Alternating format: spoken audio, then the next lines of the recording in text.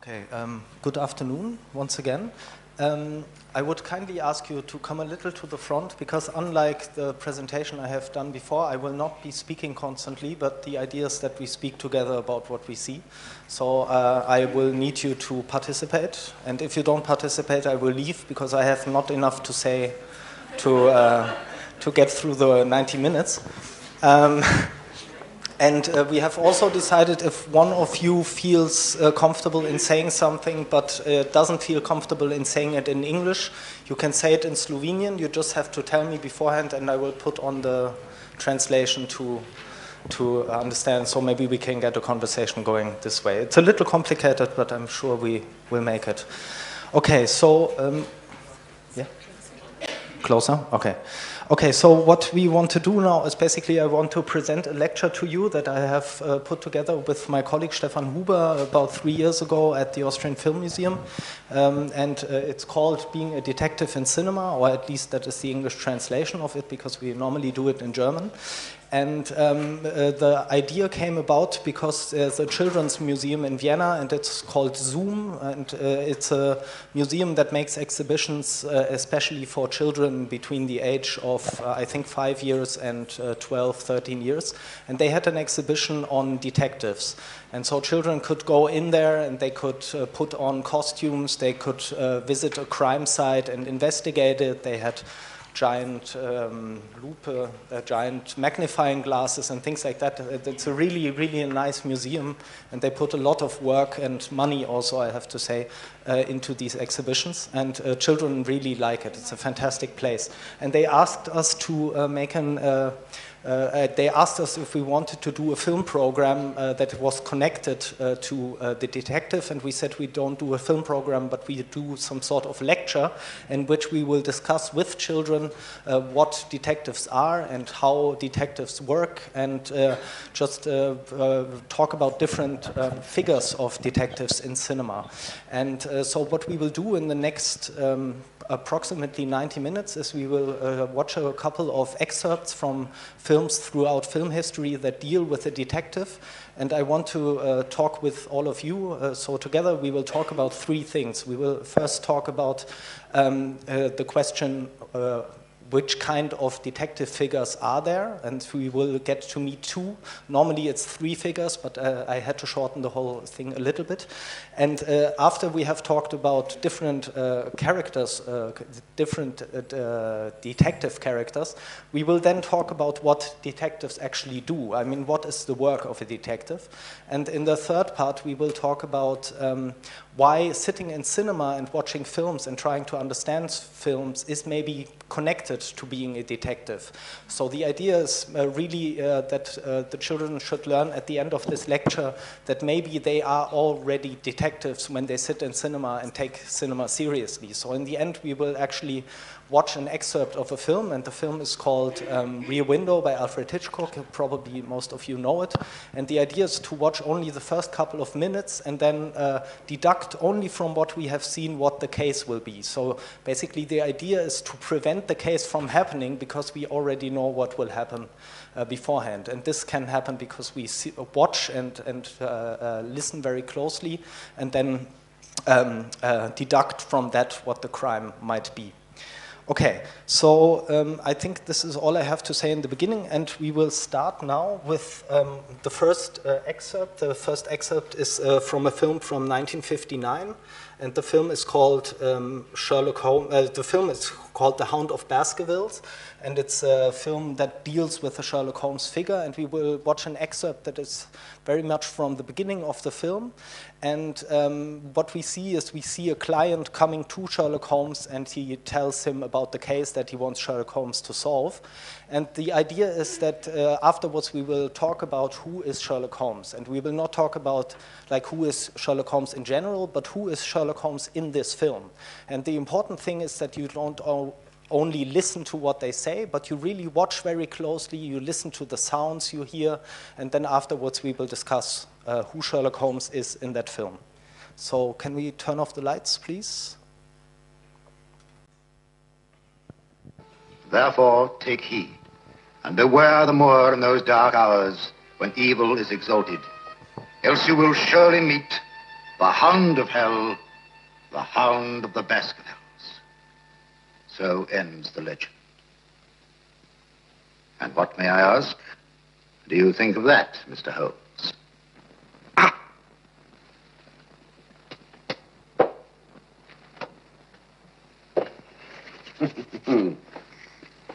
There must be hundreds of similar folk stories. I fail to see why I should find this one of singular interest.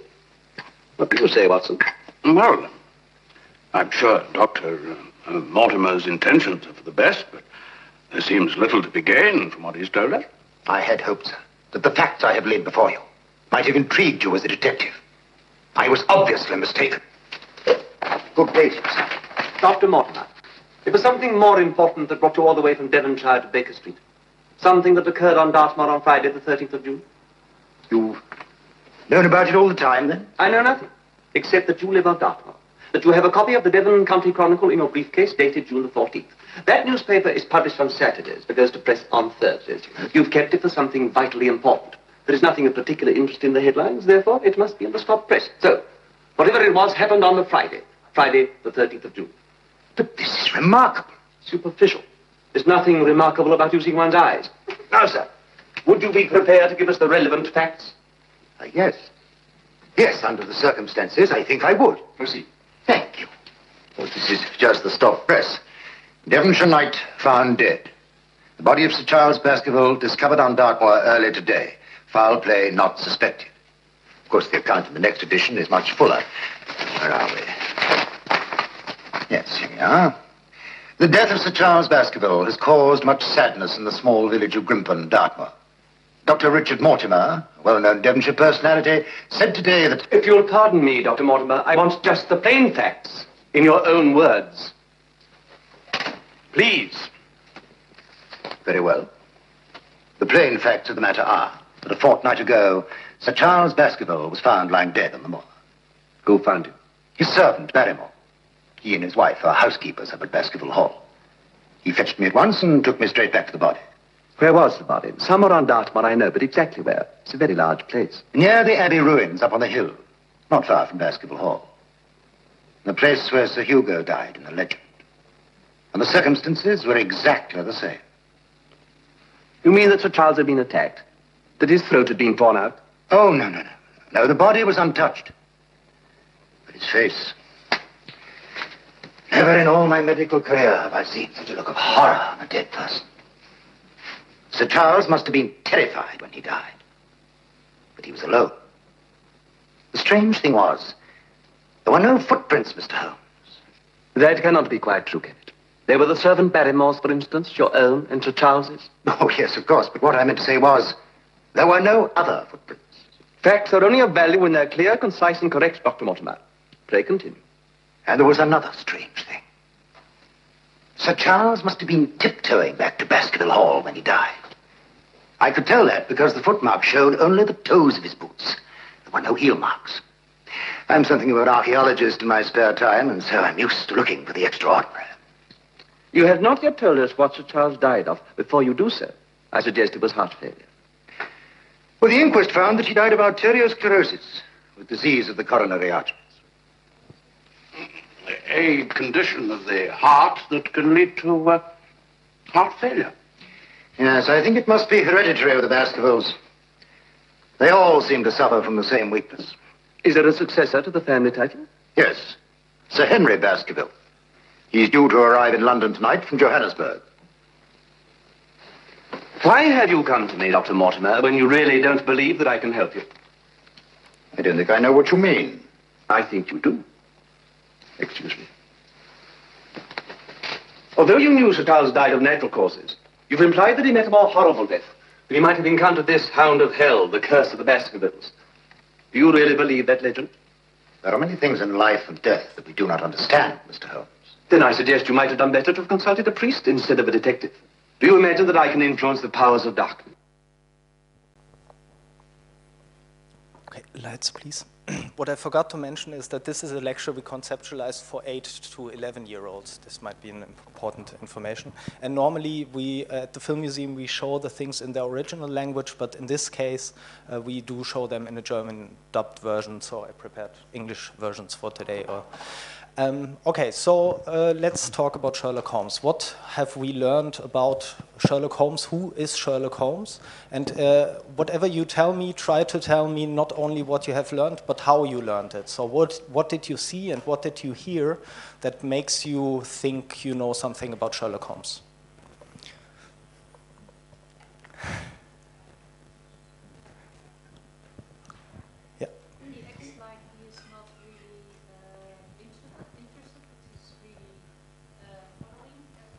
Yeah. Yeah, he acts as if he's not interested. Where did you see that, for example? He was playing chess and he was laying down and he was basically smoking. Yeah. Yeah, maybe the image on the top left is a good example, right? I mean, this is not the way to normally sit when you have a client, especially if you want to earn money with that client. So he has some sort of, he's kind of an impolite character that pretends not to listen very closely. That is a very good thing. And you also mentioned this idea of that he was playing chess. Why did he play chess? I mean, what do we make from that? What kind of character plays chess? I think he's quick thinker and he's trying to impress the other men in the room. Mm-hmm. Yeah, he's a quick thinker, he tries to impress other people, and maybe one could say he's a strategic person, right? He thinks ahead. He doesn't only think from 1 to 2, but he also knows what he will do after that. Okay, what else do we know about Sherlock Holmes? Yeah. I think he likes order. He likes order. Yeah. Where do you see that? Well, that fourth picture, we see that he tries to put it in the horizontal position. Yes. He corrects its position. Yes.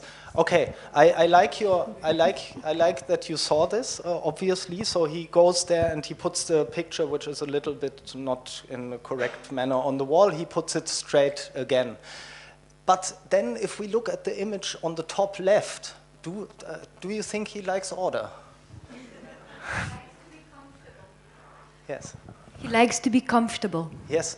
Okay, so on the one hand, we have this room which is not very tidy, I would say. I mean, you have some stuff. It's creative chaos. Yeah, it's creative chaos. Maybe that's a very good description. And on the other hand, he's someone who puts the image straight. And imagine, I mean, the director thought about, so how can I tell people who Sherlock Holmes is? So what does that tell us? Because at the moment, in the moment he is doing this, he's actually listening to the client's story of how someone died back in Baskerville. And he gets up and puts the image straight. It also tells us what you said already, that he's kind of a person that pretends not to really listen. But maybe it tells us something else. That he's very specific and he likes details. He's interested in detail. He has a very good eye for detail. So even if he listens to someone, he might actually see something on the wall that is not correct. And another interesting thing, he's obsessive compulsive. An 8-year-old might not put it that way, but we know what you mean. He's definitely someone who likes order in a way, although his room kind of looks like a... All this shows actually that he's very focused and concentrated. So all this that we are talking about tells us about him. He is completely focused. Yes, he's focused. That is very good. What else do we learn about him? Yeah? Yeah, he likes brown color. Everything connected with him is some kind of brown. Yes, that is interesting. There's a lot of brown colors, and even the red colors go kind of into a brownish direction. So maybe what is the impression we get of this space we are in? If you would find another word to describe, for example, his room, what comes to mind? Maybe old-fashioned, yes. Maybe I was thinking of a cave. Huh? Traditional, yes. And maybe it also has something of a cave. You know, it's very kind of closed in and kind of comfortable. That's good as well. Okay, so what else, if you look at these 4 images, what else do you see that tells us something about Sherlock? Yeah? It's something that he said. He likes to be right. He likes to be listened to, like with the heart, something with the heart. He likes to be like, don't tell me, I'm going to tell you now, and then the doctor says something about the heart. Yeah. That is also part of his impoliteness. He's always someone, he wants to be right, and he likes to interrupt people when they talk. He's arrogant, yeah. Maybe he's arrogant, okay. What else in the images you see tells us something about Sherlock Holmes? Because this is what cinema is about, right? In a novel you would read, and in his room there was, and then you would go, okay, so the author tells me in his room there are these things, so that must be important. In cinema we just have to see them. What else do we see? He likes to smoke his pipe. Yes, he smokes his pipe. So he has a habit. Yes, he has a habit, yeah. Very good. Okay, what else? Yeah? Interesting. He is into science. I mean, so what makes you say that? Different things. You can see all these different things in the corner, like it looks like a laboratory or something. Yeah, very exactly. It's like a laboratory, and it makes us understand he's someone who's interested in scientific proof, right? I think the sound was a little hard to understand for myself as well, but the discussion between them has to do also about the fact that the client, he seems to believe in the supernatural. He says someone died because of some supernatural interference, so to say, and Sherlock always says, no, there is nothing supernatural. Everything is science, everything is rational, and him saying it is kind of emphasized even more by, for example, the microscope you have there and the chemical parts he uses. And you are right, it's like a laboratory. So he's someone who's interested in the rational. Maybe this combines even with the chessboard, right? I mean, chess is a very rational game. If you go about it emotionally, you will lose. Yeah. And he's quite vain. His hair is so well done, yeah. And he's into the fashion. He has this world mantle. Yeah. He's all about himself. Yes, he's all about himself. Yes, that is a very nice description, yes.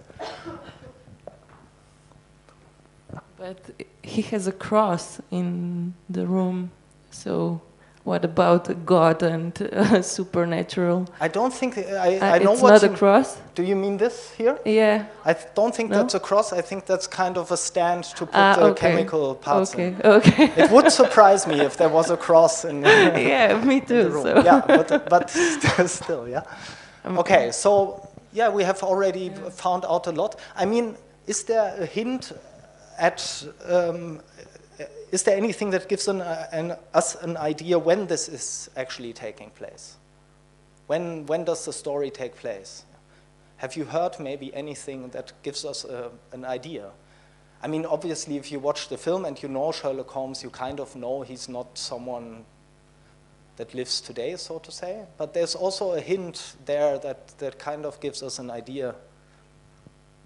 See, that's interesting. Children, when you tell them beforehand, listen closely, they will hear it. Huh? Yeah, so the newspaper might be one hint. I mean, they're not looking at an iPad, for example. That's like, at least it's not super modern. But there's one very small detail, maybe if someone has heard it.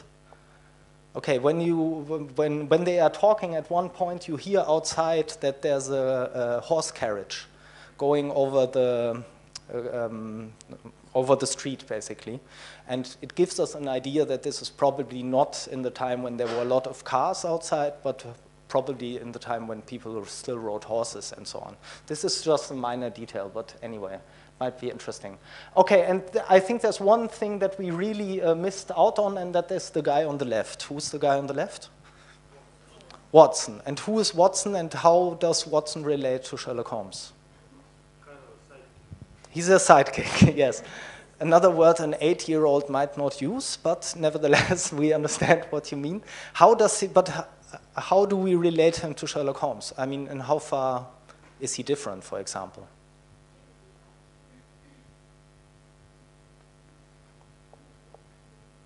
idea? I mean, just look at, for example, the way he sits. Let's start. Yeah. He's less brute, he's more polite, and he's behaving, and he's more quiet, and he's not talking that much. He's not the center of the film. Yes, he's not the center of the film, and he also doesn't want to be the center of attraction, right? He's someone who stays back a little, who also listens, and he's far more polite also to the client, that's for sure. And, but they do work together, we get that idea as well, right? They think about the case together. Okay, so basically I think we have already gathered a lot of things about Sherlock Holmes. We have gathered that he probably lives somewhere around the beginning of the 20th century, that he's someone who likes himself very much. He's someone who cares about himself, about the way he looks very much. He likes to smoke a pipe. He's a very scientific person. We said the microscope and the chemicals and the chessboard are probably things like that. And he's someone who's very keen on small details. He would see, even if you talk to him, he would see that the picture might be not correctly put on the wall. Okay, so that is already a lot. So let's maybe move to the next detective. The next detective is, and in between, I will say things that I wouldn't say to the children because it's kind of patronizing, by which I don't mean I want to be patronizing to you, but it's just to kind of reflect on what we have done. The interesting thing is everything we have said just by watching these kind of 6 or 7 minutes. So we can say a lot already about Sherlock Holmes by just watching a very small excerpt, even if we don't know him. The thing is that children know Sherlock Holmes most of the time. They know him. They know him from a more modern series, which we will come back to later. Okay, so so we have all of these things, and we know a little bit now who Sherlock Holmes is. One might add that he's a man as well. That is a very small detail, of course. So we watch a second clip, a second excerpt, and it's from a film called Murder, She Said, and it is about the detective Miss Marple, and it's from 1961, and once again I want you to watch very closely, listen very closely, and then we will discuss who Miss Marple is. Can we turn off the lights, please? Thank you. And maybe I say one more thing. What we see is we see a police officer arriving at the house of Miss Marple because Miss Marple has seen a murder in a train, and she went to the police and told the police, I saw a murder, and the police investigated it, and now they come to her place to tell her about what she has seen.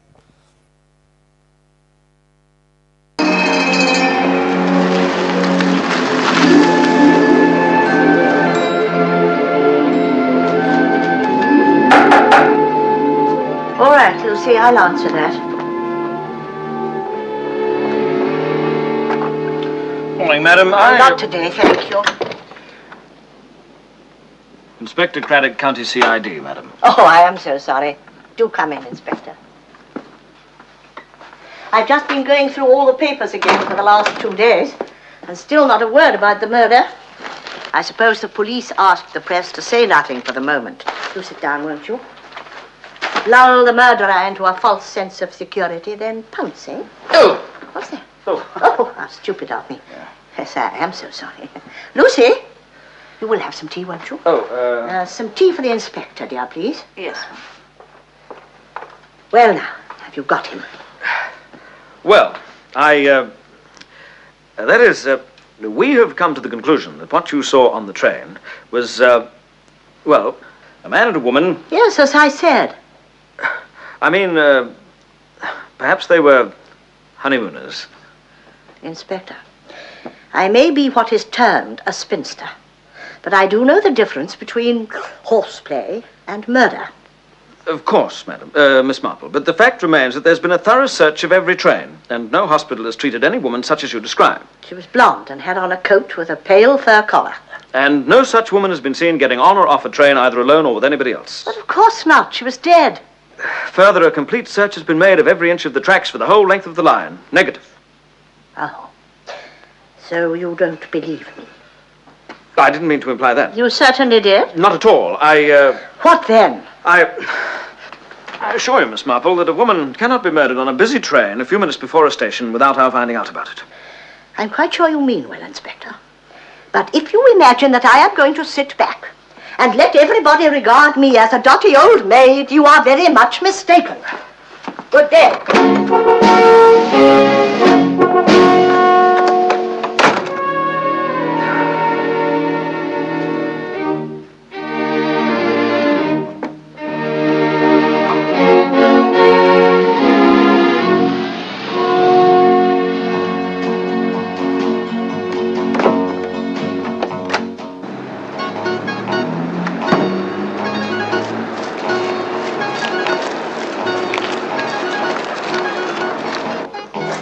Sorry, Mrs. Stanton. The hat rack hanging Falcon-Smith's latest. I'm afraid we haven't received our copy yet. Plain inefficiency. Anyway, I want to know the moment it comes in. Of course, Mrs. Stanton. Oh, good morning, Miss Marple. Good morning, Mr. Stringer. Good morning, Hilda. One moment. The hat rack hanging. I've been keeping it for you. Mr. Stringer, would you say I was an unstable woman? Oh, certainly not. In full possession of my faculties? Absolutely. And not given to hallucinations? I know. Thank you, Mr. Stringer. The police think I'm dotty. What? Apparently what I saw was a young man and woman in the throes of connubial bliss. I see. Well, if I were you, Miss Marple, I would certainly write to the Chief Constable. Mr. Stringer, how many detective novels would you say we have read over the years? Impossible to say. Certainly many hundreds. Yes. Which gives us, wouldn't you agree, a certain knowledge of the criminal mind? Oh, most assuredly. Well, this is where we put that knowledge to the test. We? Yes, we.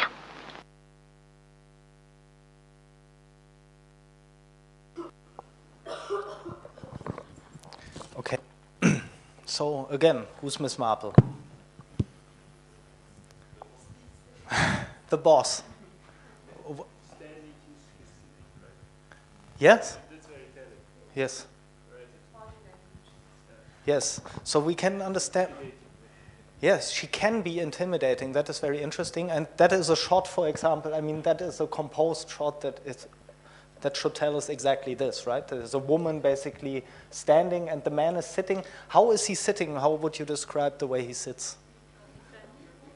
Defending, yeah? Maybe other words?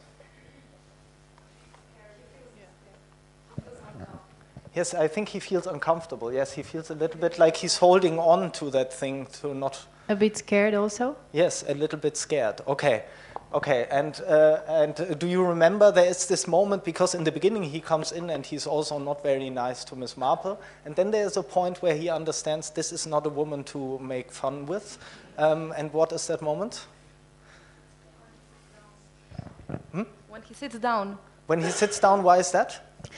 Because maybe he thinks that she did it on purpose. Aha. Maybe. Yeah, with the knitting needles sticking yeah. up. That might be one reason. I always interpret it as she's also kind of a messy person. Maybe she has that in common with Sherlock Holmes. Also, if you look, I mean, at the apartment, it's a little bit strange way to read a newspaper, but yeah.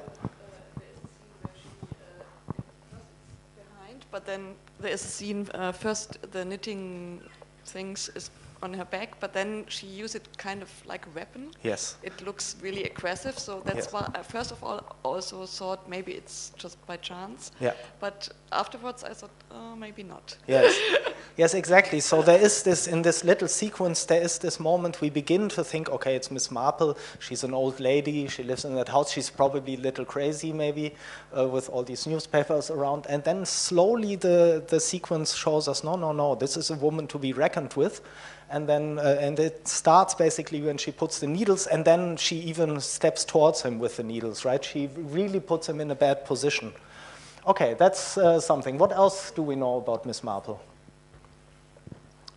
Maybe also in comparison to Sherlock Holmes, are there similarities between the two, despite the obvious differences? She likes to be right, exactly. This is also very, very similar to Sherlock Holmes. Something else? Sorry? Yes, mystery novels. I mean, this is interesting because it's shown in this sequence down here. I mean, how does...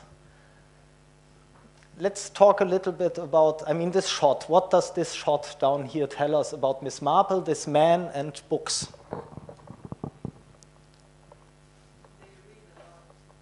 They read a lot, yes, and maybe, I mean, look at how close they are standing, you know, you have them standing really close to each other, and on the left side you have the books. So, I mean, imagine it as a statement made in an image. What is the statement here? Yes, they share a love for books. I think this becomes quite obvious in that image. Yes, and maybe even something more. Yeah, I have never read the novels, the Miss Marple novels, but I think that there is some sort of relationship there that is never quite fulfilled. Yes, and how do we also understand that their relationship is special? Because what happens before that in the library already? Yes, the other lady leaves, and also the lady before, she wanted something, and what happens? Yes, she's sent away, basically being told you cannot have the book. So we have him. He's not the guy that is close to every lady, so to say.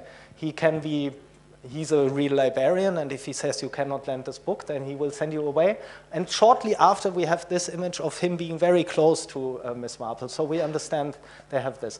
Okay, and so what is this about their love of books? How does the clip, or the excerpt of the film, what does it tell us about, basically, why does Miss Marple think she can solve the case, in other words? Because she's read hundreds of crime stories. Yes.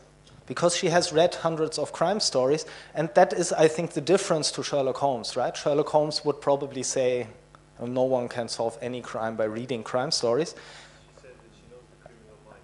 Yeah, she knows the criminal mind. And Sherlock Holmes would also say he knows the criminal mind, but he would say, I read it in psychological books, and I did a lot of experiments with criminals and so on, so now I know the criminal mind. Okay, so that is another difference. What are the similarities between the two? What would you say?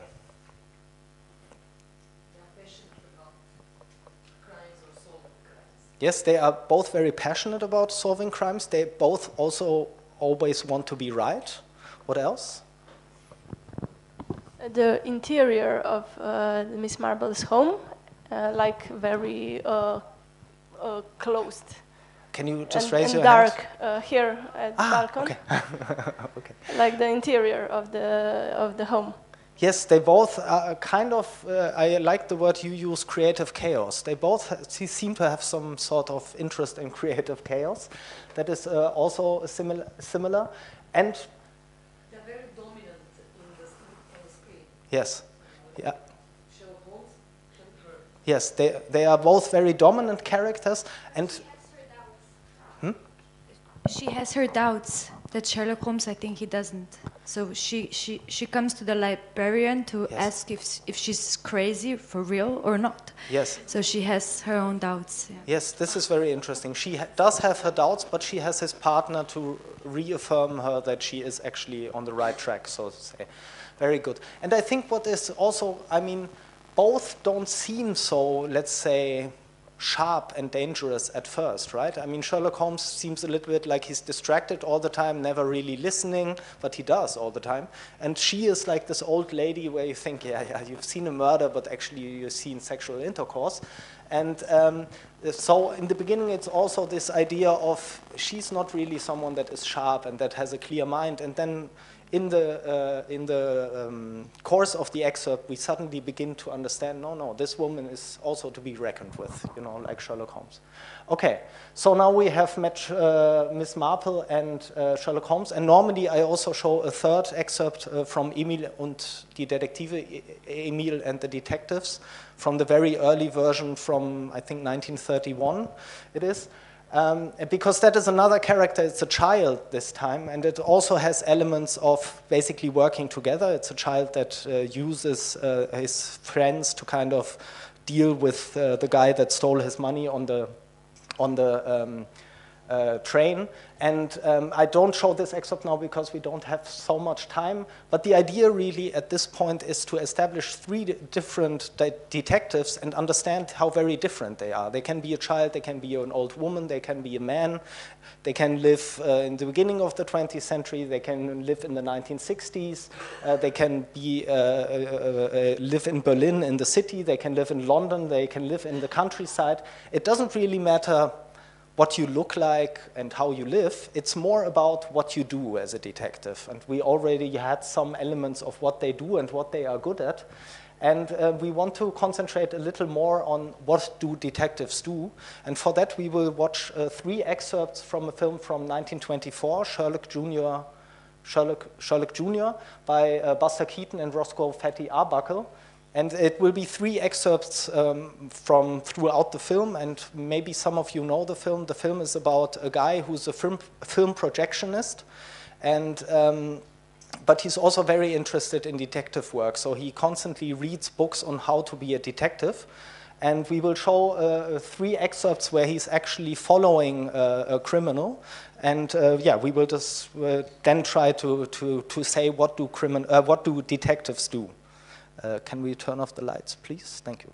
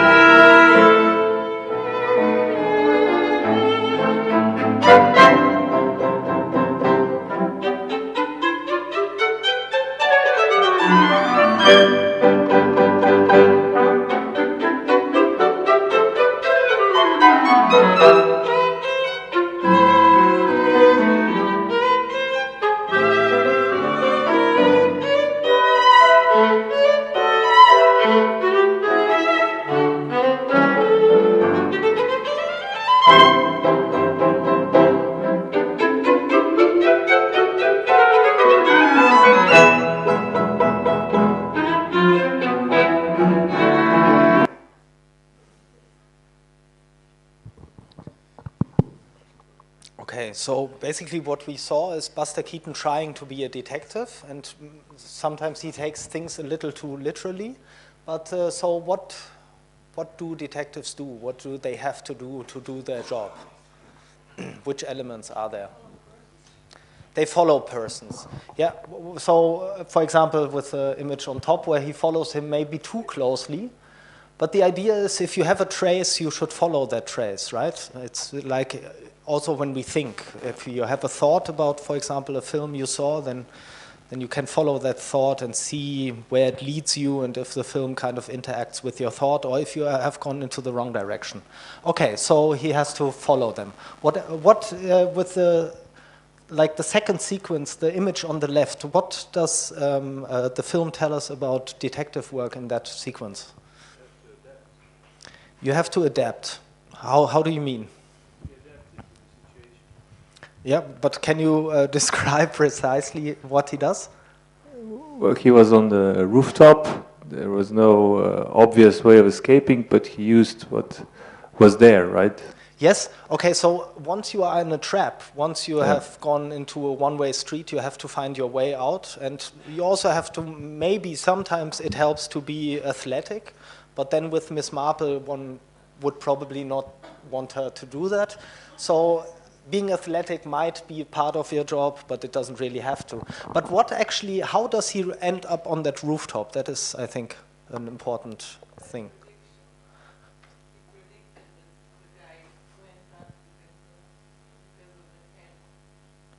Yeah.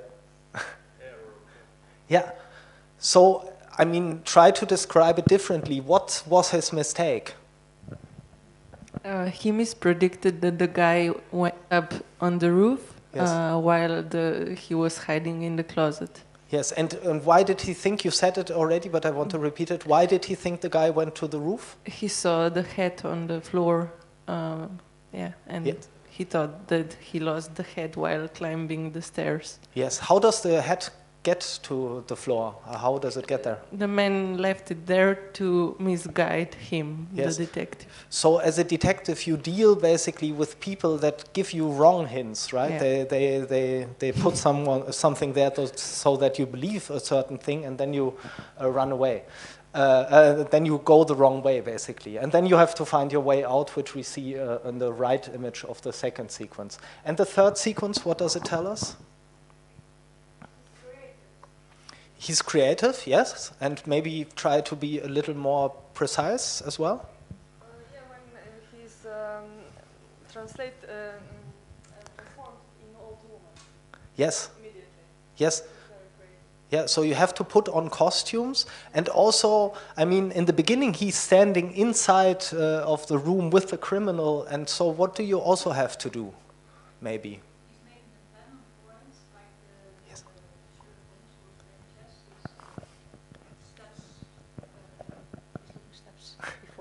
Yeah. It's looking steps in the future.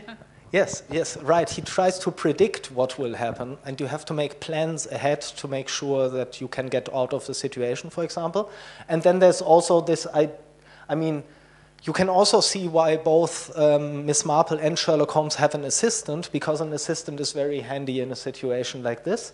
And the third part is maybe you have to put on costumes. You have to be careful not to be fooled by the criminal, but you also have to fool the criminal. So you kind of have to be creative is a good word. You have to be creative, basically, as a detective.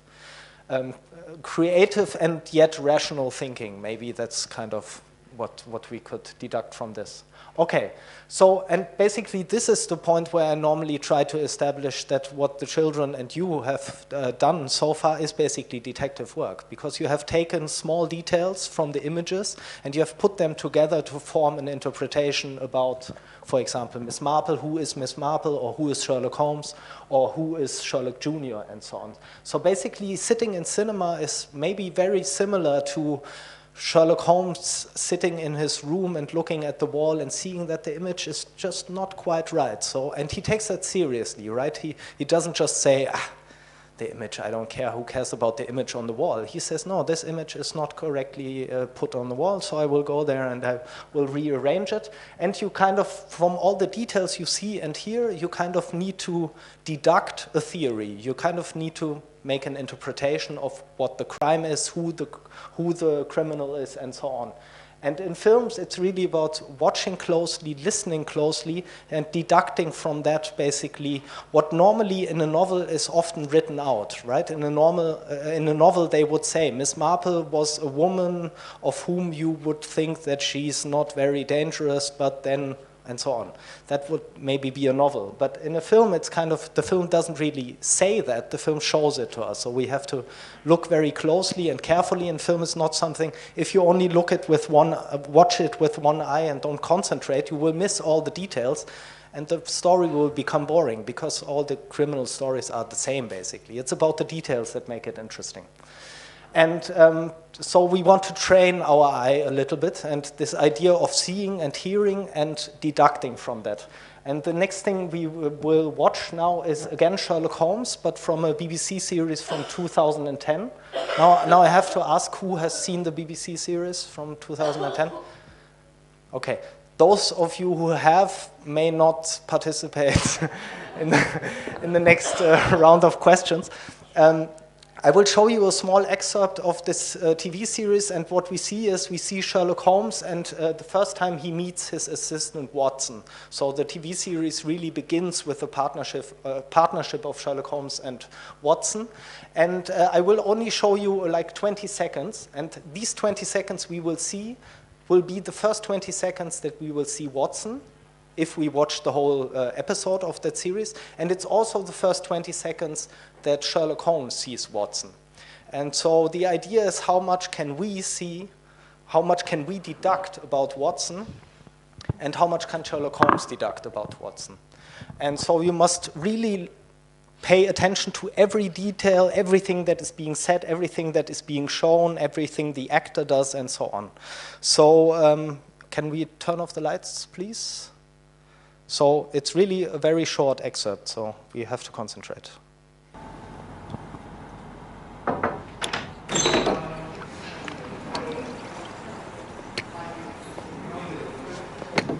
Oh, a bit different from my day. You've no idea. Mike, can I borrow your phone? There's no signal on mine.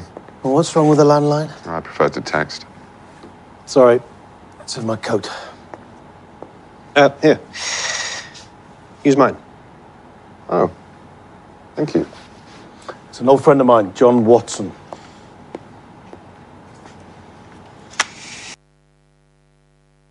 Okay, lights on, please. Yeah. So that was really, like, we have now seen Watson for as long as Sherlock has seen Watson. What can we say about Watson? What would you say? Who is Watson?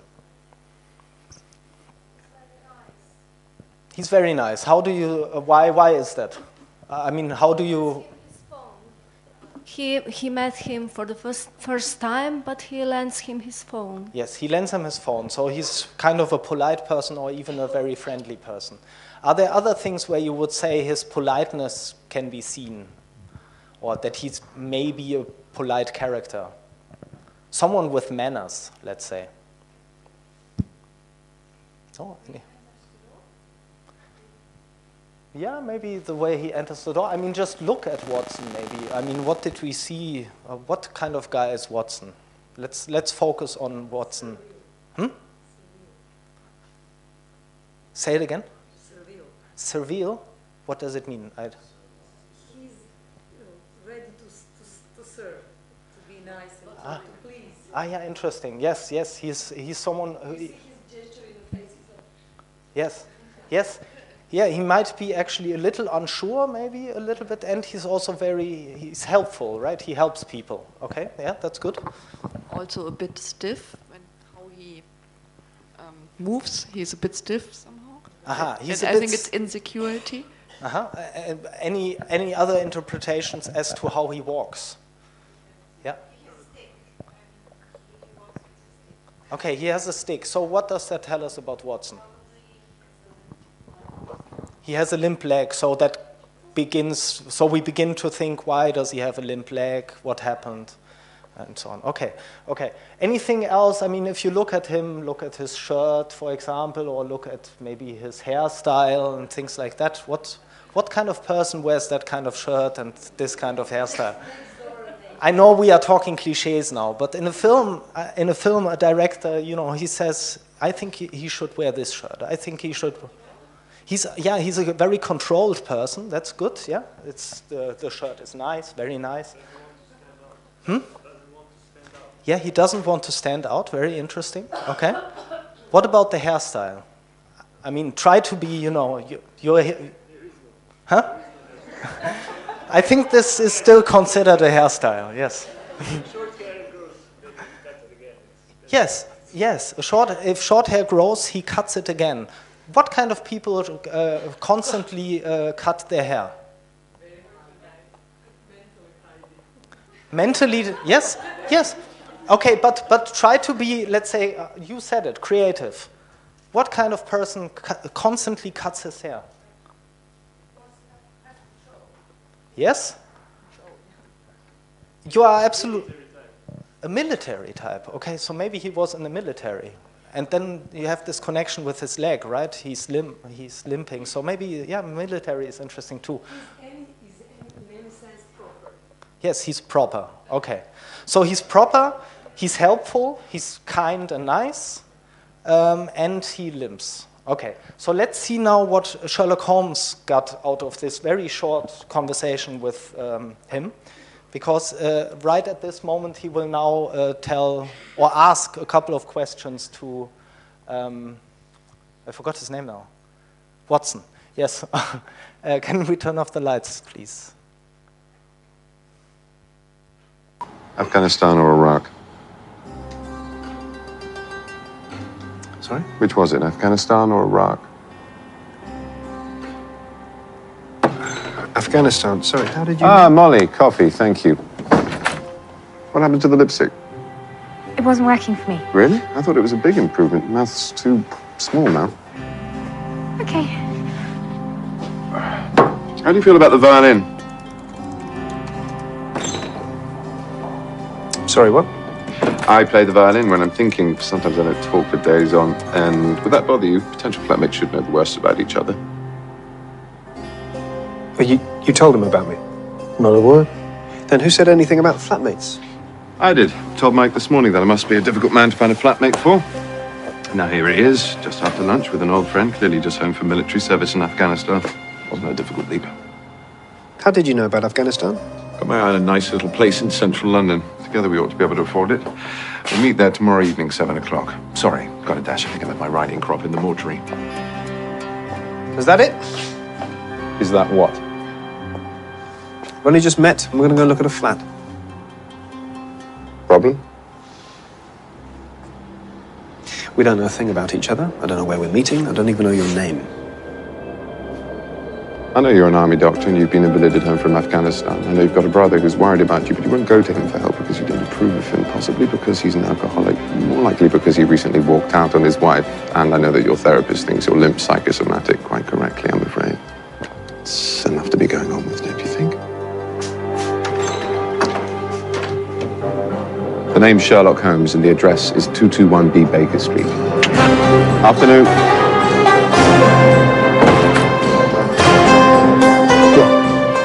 He's always like that.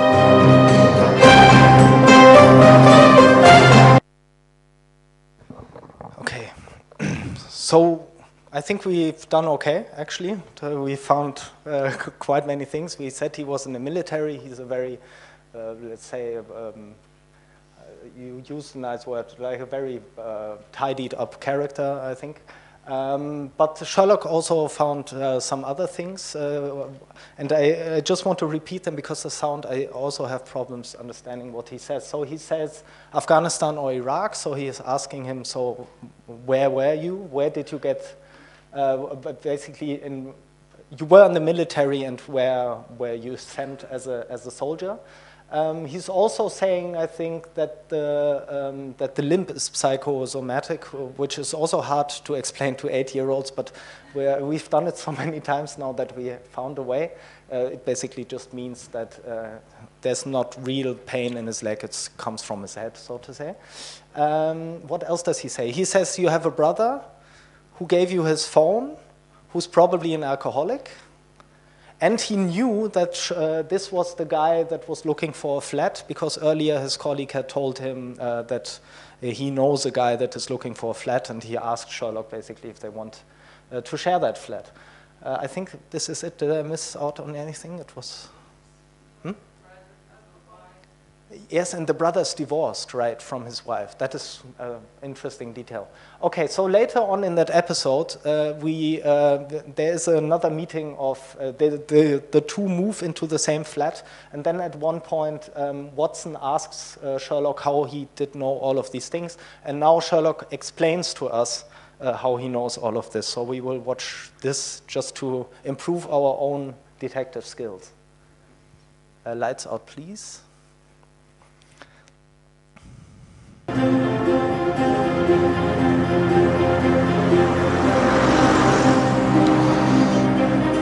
Okay, you've got questions. Yeah, where are we going? Crime scene. Next. Who are you? What do you do? What do you think? I'd say private detective. But? But the police don't go to private detectives. I'm a consulting detective.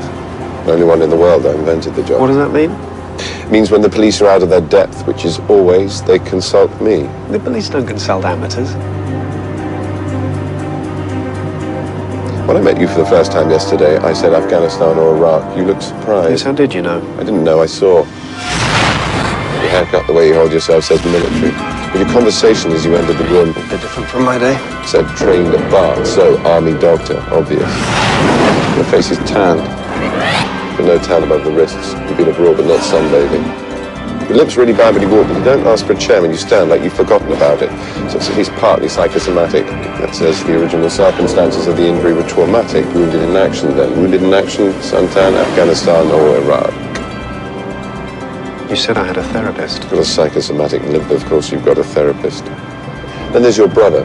Your phone, it's expensive, email-enabled MP3 player. Well, you're looking for a flat share, you wouldn't waste money on this. It's a gift then. Scratch is not one, many over time. It's been in the same pocket as keys and coins. Man sitting next to me wouldn't treat as one luxury item like this, so it's had a previous owner. Next bit's easy, you know it already. The engraving. Harry Watson, clearly a family member who's given you his old phone. Not your father, this is a young man's gadget. Could be a cousin, but you're a war hero who can't find a place to live. Unlikely you've got an extended family, certainly not one you're close to, so brother it is. Now Clara, who's Clara? 3 cases says there's a romantic attachment. Expense for the phone says wife, not girlfriend. She must have given it to him recently. This model's only 6 months old. Marriage in trouble then. 6 months old, he's just given it away. If she'd left him, he would have kept it. People do. Sentiment. No, he wanted rid of it. He left her. He gave the phone to you. That says he wants you to stay in touch. You're looking for cheap accommodation, and you're not going to your brother for help. It says you've got problems with him. Maybe you liked his wife. Maybe you don't like his drinking. How can you possibly know about the drinking? Shot in the dark. Good one, though. Power connection, tiny little scuff marks around the edge of it. Every night he goes to plug it in to charge, but his hands are shaking. You never see those marks on a sober man's phone, never see a drunk's without them. There you go, you see, you were right. I was right. Right about what? The police don't consult amateurs. That was amazing.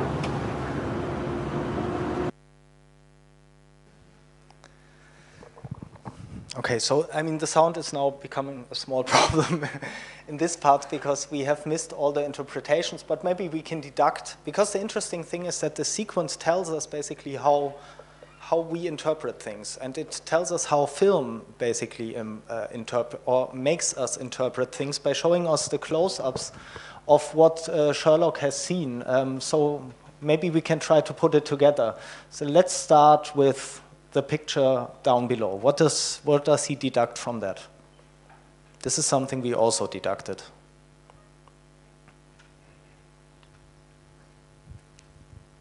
Just look at it again. I mean, it kind of confirms our theory about Watson. The hairstyle is a military hairstyle. the posture, the way he stands is like a soldier, right? Very, very straight. So this is one thing that Sherlock says he has known. So what, for example, about the picture on the top right? What does he deduct from that? Yes, that he, exactly. This is why he's not asking Norway, Afghanistan. I don't know any cold places at the moment where the British army is, but he's not saying Norway, Afghanistan, or Iraq. He says you have a suntan, and one can see it there. So probably you must have gotten it from Afghanistan or Iraq. And he also there's another thing that he says about the suntan. Did you get that? Because it's interesting that it shows us the detail where the suntan starts, right? Yeah, at the wrist, and he's saying someone who went there for vacation would have his suntan up to here, but he saw that the suntan ends directly where the shirt ends. What about the telephone? What does he say about the telephone? It's secondhand. This is, I think, easy for us to understand because it says Harry Watson, and this guy's name, actually, what is Watson's first name? John Watson, right. So we know it's not John Watson's. And what else does he say about the phone? Because there's other things on that phone.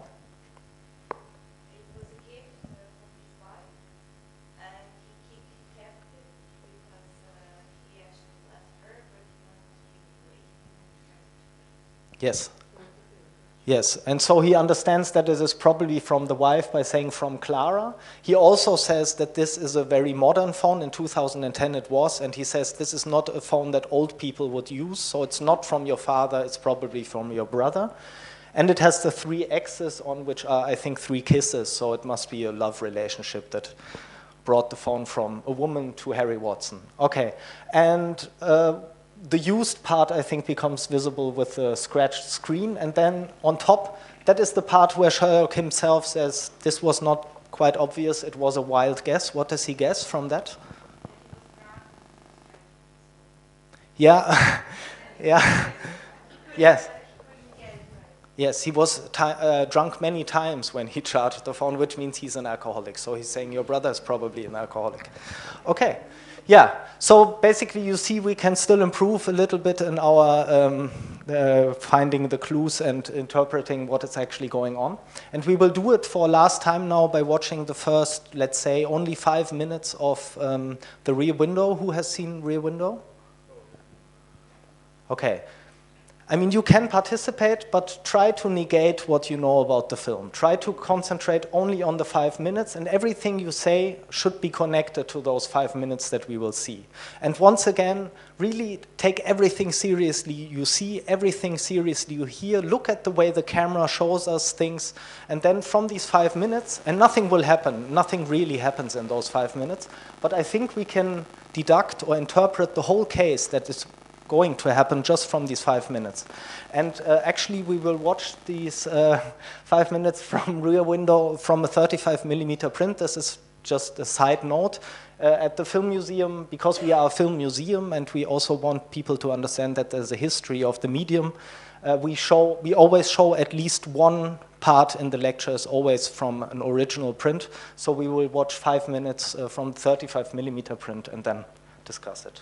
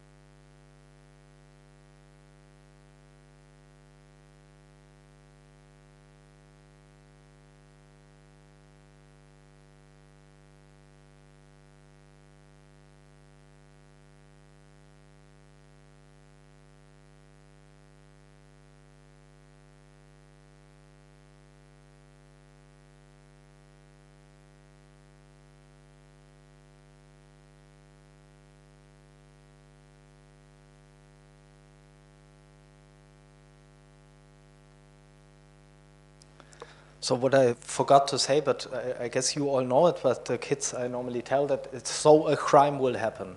A crime will happen, and the story of the film is really about this crime and about how to basically understand what actually happened in that crime. But in that excerpt we saw, there's nothing really like hinting at a crime. But then again, everything that has to do with this crime is already in the pictures. And so let's start interpreting. What did we see, and how does it connect to a possible crime of which we cannot know yet what it will be? It is really hot. Are you up there? Yeah. Yes. Up there. It is really hot. Okay. How do we understand that it is really hot? The temperature, the thermometer, and the guys laying on the balcony. Yes. The thermometer, the people lying on the balcony to sleep. Something else? Yeah, the children running after this machine that puts water on the streets behind this truck that sprays the asphalt with water. Okay, very good. So we know it's a very hot day, and it must be important. I mean, Hitchcock is kind of the director. There is nothing in his images that is not important. So the crime must have to do with the fact that it's hot. What else? Can you just raise your hand a little so I know? Ah, yes.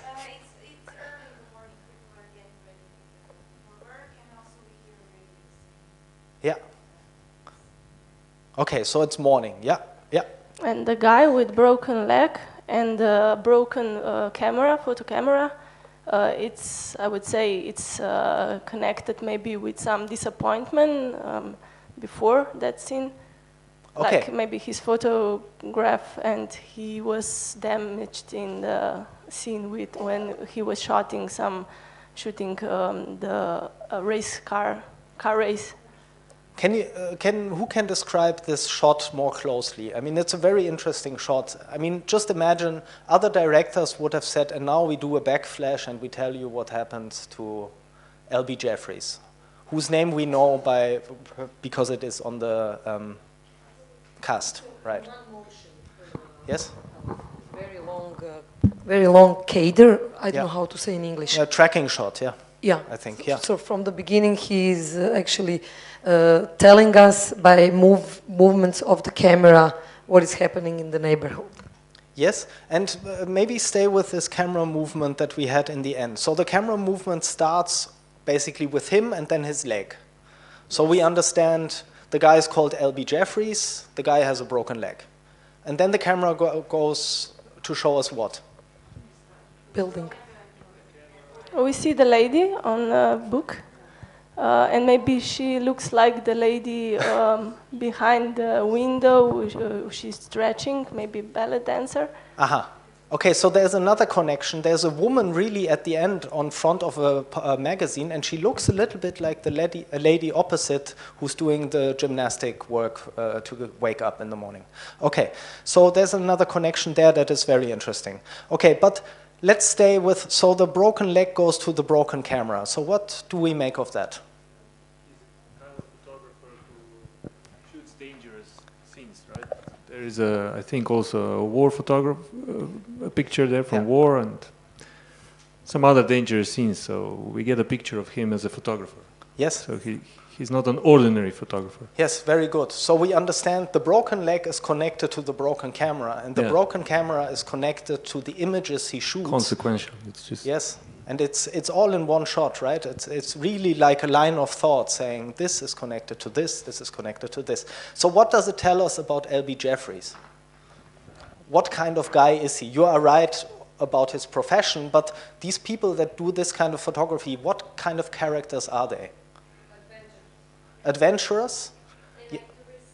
Yet they like to risk things, and they are basically looking for these kinds of images, right? They look for danger. Okay, so now we have a person, we have a very hot day, we have a person with a cast, and he's also a photographer that likes dangerous images. Okay, so that's already a lot. And ladies. And how far does he like ladies?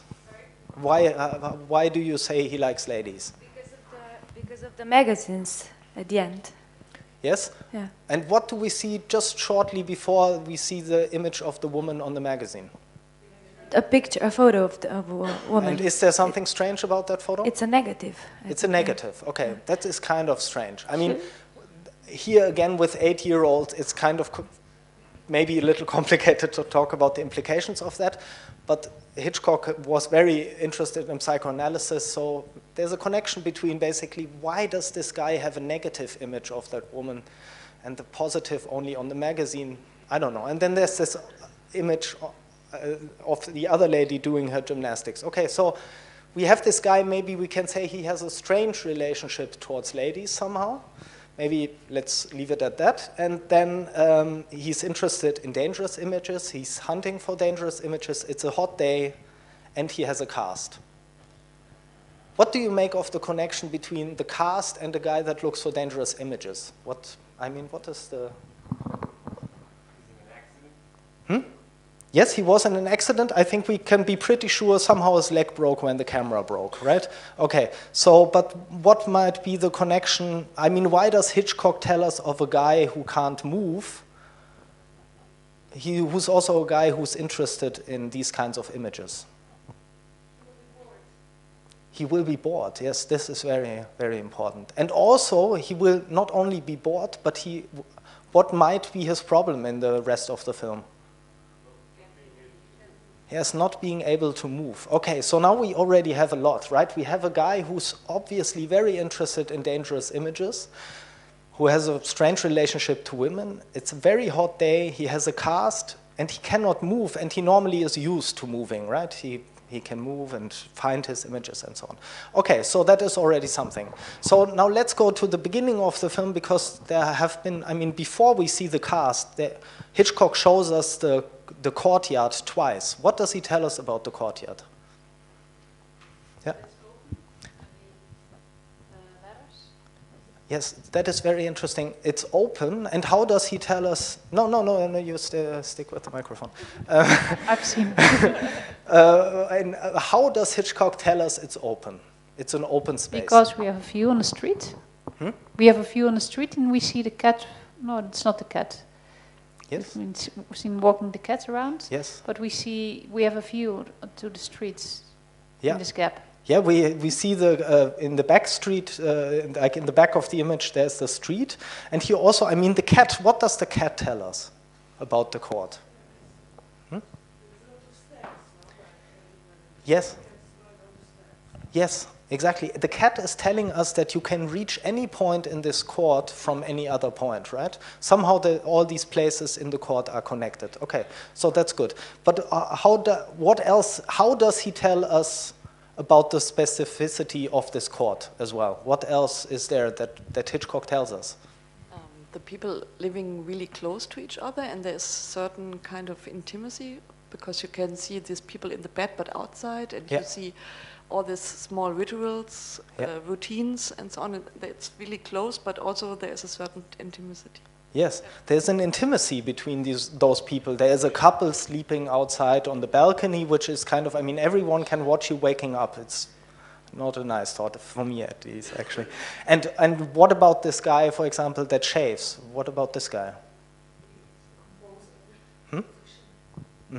I mean, but just what kind of flat does he live in?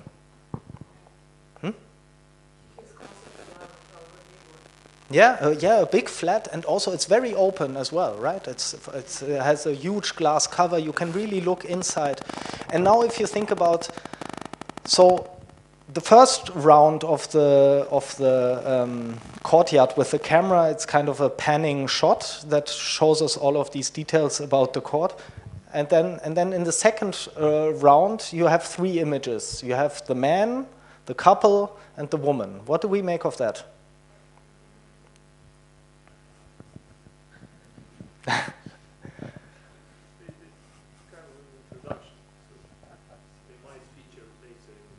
Yeah, they definitely, somehow they feature, yeah. I mean, otherwise Hitchcock wouldn't have decided to show us those 3. But what do we make of the connection maybe of this guy sitting in his room alone? He has this strange image of a woman, and the age maybe, how does his age relate maybe to the 3 people we see? it gets very detailed now, I totally agree, but I think there's a reason why Hitchcock chose to show those three. Why? So the first one, what is the first? I mean, we see him, he's single, very good, yeah, he's single. At least we don't see a woman, and he kind of sees shaving in his living room, kind of feels like a single. Then we see what? A couple, okay, and then we see what? Another single, a quite attractive woman, we can say, you know, I mean, she's meant to be attractive at least, yes. Okay, okay, so that is interesting as well. There seems to be something Hitchcock wants to tell us about men at a certain age that are single, about couples. Because 40 is mentioned on the radio. Exactly. It changes the station. Yes, exactly. In the radio it says men over 40. Do you wake up in the morning and feel really bad or something? And then he switches it off. It's interesting. I mean, you know, just imagine, I mean, every meter of film costs money, and Hitchcock decides, okay, but I want this extra round. I don't just want one round of the whole courtyard. I want 2 rounds, and in the second round, I will tell you who lives there. And the interesting thing is, and now we come to an end, that obviously the guy who's the protagonist, I think we understand that from the beginning. He is sitting at the window and he can see all of these things. And we understand he's obviously a person that is very interested in seeing because he's a photographer. But he's not only interested in seeing certain things, he's interested in seeing dangerous things. So maybe the film is about a guy who will see something in the courtyard because everything is so open and because everything is connected in that courtyard. The cat and the stairs tell us about that. So that all of these things somehow, maybe he gets paranoid. Maybe he thinks he saw something that he hasn't seen because he's used to finding dangerous images and so on. And everything is connected to the heat because people are outside, people have their windows open. And yeah, so, and basically this is what Rear Window is about, I think. We already have the crime. I mean, the crime itself we will not prevent, but we already know what the crime will be about. So with this, I say thank you very much for your participation, and let's go outside.